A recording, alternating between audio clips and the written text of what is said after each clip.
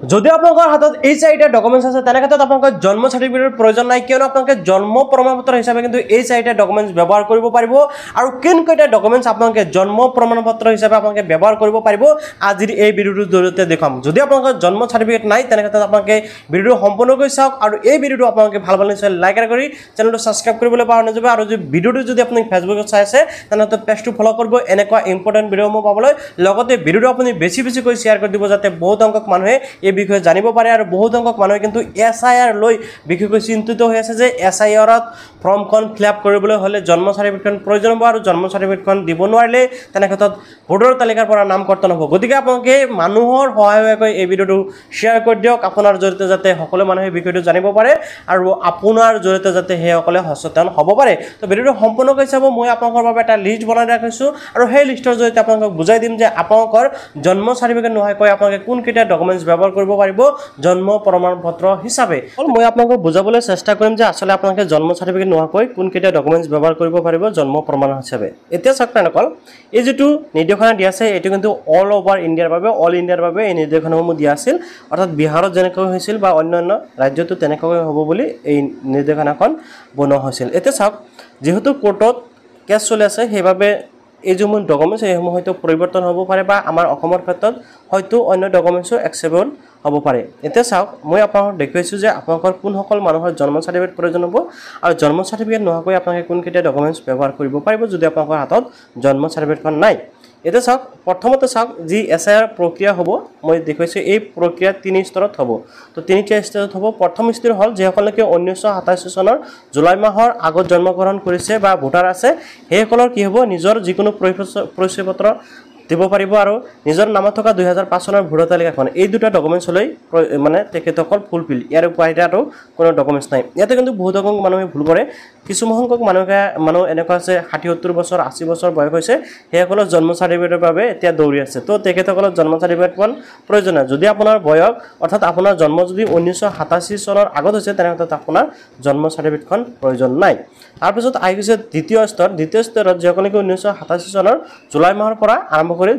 2002 চনৰ ডিসেম্বৰ মাহত জন্মগ্ৰহণ কৰিছে এইকলৰ চাওক এটা চাওক প্ৰথমতে জন্ম প্ৰপত্ৰ বিচাৰিছে এতিয়া জন্ম প্ৰপত্ৰ বানে যে আপোনাৰ জন্ম সাৰ্টিফিকেট হেয়াও নহয় ইয়াৰ বাহিৰে কিন্তু অন্য কিছুমান ডকুমেন্টছ আছে যেসমূহ তিনকে আপোনালোকে জন্ম তাৰিখটো পাব লগতে আপোনালোকে হেসমূহ জন্ম প্ৰপত্ৰ হিচাপে ব্যৱহাৰ কৰিব পাৰিব তো কি ডকুমেন্টছ হেসমূহ মই আপোনালোকক দেখাইছো বাৰ্থ সাৰ্টিফিকেট হ'ল আপোনালোকৰ মেইন আপোনালোকৰ বাৰ্থ সাৰ্টিফিকেটটো ব্যৱহাৰ কৰিব পাৰিব ইয়াৰ বাহিৰে কিছুমান ডকুমেন্টছ আছে যেসমূহ 100% একসেপ্টেবল যেনেকৈ মই ইয়াতে লিখি ৰাখিছো এডমিট কাৰ্ড যদি আপুনি মেট্ৰিক পাছ কৰিছে বা হায়াৰ সেকেন্ডাৰী পাছ কৰিছে তেনে ক্ষেত্ৰত আপোনালোকে এডমিট কাৰ্ডটো কিন্তু জন্ম প্ৰমাণ হিচাপে ব্যৱহাৰ কৰিব পাৰিব 100% একসেপ্ট তাৰ পিছত আছে পাছপোৰ্টটো কিন্তু আপোনালোকে জন্ম প্ৰমাণপত্ৰ হিচাপে ব্যৱহাৰ কৰিব পাৰিব এই পাছপোৰ্টটো কিন্তু 100% একসেপ্ট হ'ব ঠিক আছে ইয়াতে কোনো ধৰণৰ সন্দেহ নাই তাৰ পিছত আছে ড্ৰাইভিং লাইসেন্স আপোনালোকে ড্ৰাইভিং লাইসেন্সটো ব্যৱহাৰ কৰিব পাৰিব আপোনাৰ জন্ম প্ৰমাণ হিচাপে এণ্ড আছে স্কুল সাৰ্টিফিকেট এতিয়া এই যে স্কুল সাৰ্টিফিকেট এটো দুৰ্বল প্ৰমাণ হিচাপে ধৰি লোৱা হৈছে এটো হ'ব পাৰে নহ'ব পাৰে বাট অন্য কেইটা ডকুমেন্টছ কিন্তু ইয়াতে 100% একসেপ্ট হ'ব লগতে স্কুল সাৰ্টিফিকেটটো আপুনি ধৰি লওক যে 90% একসেপ্ট হোৱাৰ ভিতৰত পৰি আছে যে আপোনালোকে স্কুল সাৰ্টিফিকেটখনো জন্ম প্ৰমাণ হিচাপে ব্যৱহাৰ কৰিব পাৰিব গতিকে মই আপোনালোকক এটা কথাই কম যে আপোনালোকে ইমান বেছি চিন্তা কৰিব নালাগে আপোনালোকে জাস্ট সুস্থ হৈ থাকক মানে যেতিয়ালৈকে ফৰ্মখন নাহে মানে এসআইআৰ অসমৰ ফৰ্মখন নাহে তেতিয়ালৈকে আপোনালোকে সঠিকভাৱে জানিবই নোৱাৰিব যে আপোনালোকৰ কোন কেইটা ডকুমেন্টছ প্ৰয়োজন হৈ পৰিব ইয়াৰ লগতে আৰু এটা কথা যে এই যে এই প্ৰসেসটো কিন্তু 2 দিনতে সমাপ্ত নহয় বহুত দিনলৈকে চলি থাকিব অৰ্থাৎ দীঘলীয়া সময়লৈকে চলি থাকিব আপোনালোকে সেই সময়ত প্ৰয়োজন হ'লে আপোনাৰ জন্ম সাৰ্টিফিকেটখন বনাব পাৰিব বাকি যি কেইটা ডকুমেন্টছ ইয়াতে আপোনালোকে দেখিছে ইতিমধ্যে পৰিচয় পত্ৰ যিকোনো এজনৰ আপোনালোকে দিব পাৰিব নিজৰ নামত নাথাকিলে 2005 চনত থকা ভোটাৰ তালিকা দিব লাগিব মাক বা দেউতাকৰ নামত ঠিক আছে ইয়াৰ পিছত চাওক আৰু এটা বিষয় মই দেখুৱাইছো 2002 চনৰ পিছত জন্মগ্ৰহণ কৰা সকলৰ বাবে কি কৈছে সেম আপোনালোকে বাৰ্থ সাৰ্টিফিকেট থাকিলে দিব পাৰিব অন্যথা আপোনালোকে ড্ৰাইভিং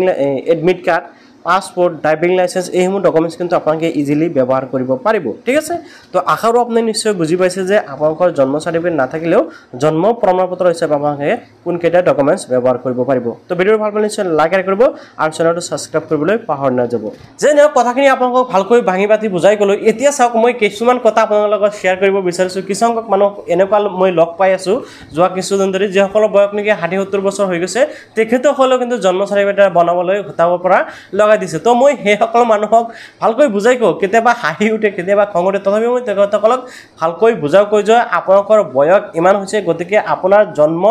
1987 চনৰ আগত হৈছে সেই গতিকে আপোনালোকৰ জন্ম চাৰ্টিফিকেটখন প্ৰয়োজন নহয় কিয়নো 1987 চনৰ আগত জন্ম চাৰ্টিফিকেটৰ কোনো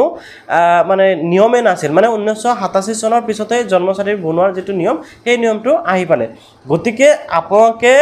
এই বিষয়টো লৈ ইমান বেছি টেনচন কৰিব নালাগে যে সকলকে 1987 চনৰ আগত জন্মগ্ৰহণ কৰিছে হেসকলৰ জন্ম চাৰ্টিফিকেট প্ৰয়োজন নাই যে সকলকে পিছত জন্মগ্ৰহণ কৰিছে হেসকলৰ জন্ম প্ৰমাণ হিচাপে যিকোনো প্ৰমাণ প্ৰয়োজন হয় এডমিট কাৰ্ড বা আপোনালোকৰ